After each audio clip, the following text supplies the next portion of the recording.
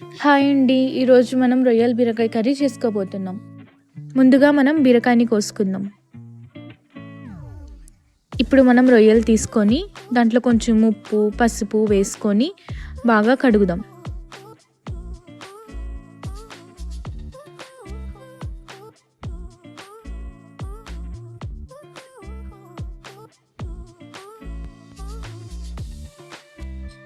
ఇప్పుడు మనం కడిగిన రొయ్యల్ని ఒక గిన్నెలో వేసుకొని కొంచెం ఉప్పు, పసుపు పెట్టి ఉడకబెట్టుకుందాం. ఉడకబెట్టడానికి దీంట్లో వాటర్ ఏం వేయకండి. ఆల్రెడీ రొయ్యలు కడిగినప్పుడు కొంచెం వాటర్ ఉంటాయి. ఆ వాటర్లోనే ఆ రొయ్యలు ఉడికిపోతాయి. ఇప్పుడు మనం ఇందాక కోసిన బీరకాయని ఇలా తీసుకొని కట్ చేసుకొని పైన ఇలా తొక్కని తీసేద్దాం.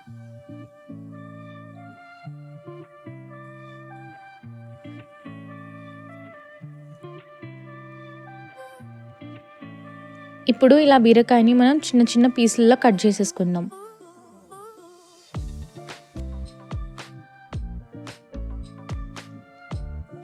ఇవి బీరకాయ కర్రీలోకి కావాల్సిన ఇంగ్రీడియంట్స్.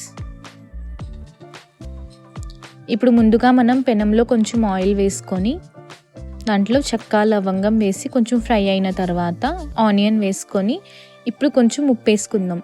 ఆనియన్ ఫ్రై అయ్యేటప్పుడు కొంచెం ఉప్పు వేస్తే ఆనియన్ ఫాస్ట్గా మగ్గుతాయి అన్నమాట. ఇప్పుడు దీంట్లో మనం అల్లం వెల్లుల్లి పేస్ట్ వేసుకొని బాగా ఫ్రై చేసుకుందాం.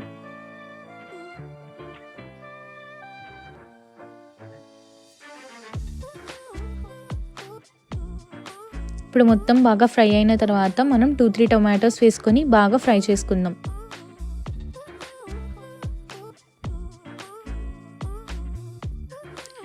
ఇప్పుడు మన టొమాటోస్ బాగా ఫ్రై అయిపోయిన తర్వాత మనం ఎండు కొబ్బరి పేస్ట్ని దీంట్లో వేసుకొని బాగా ఫ్రై చేసుకుందాం.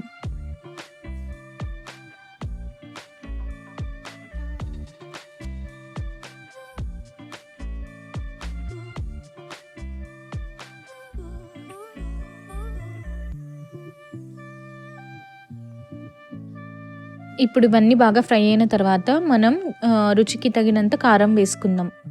2-4 స్పూన్ల వరకు వేసుకోవచ్చు.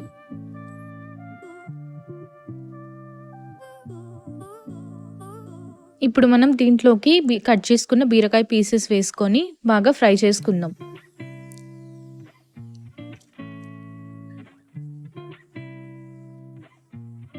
కొంచెం వాటర్ వేసుకొని కాస్త మంచిగా ఉడకనిద్దాం.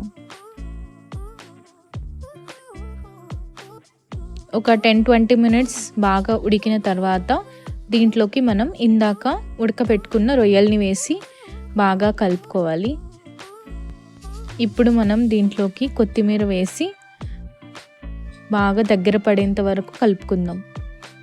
అంతేనండి, మన బీరకాయ రొయ్యల కర్రీ రెడీ.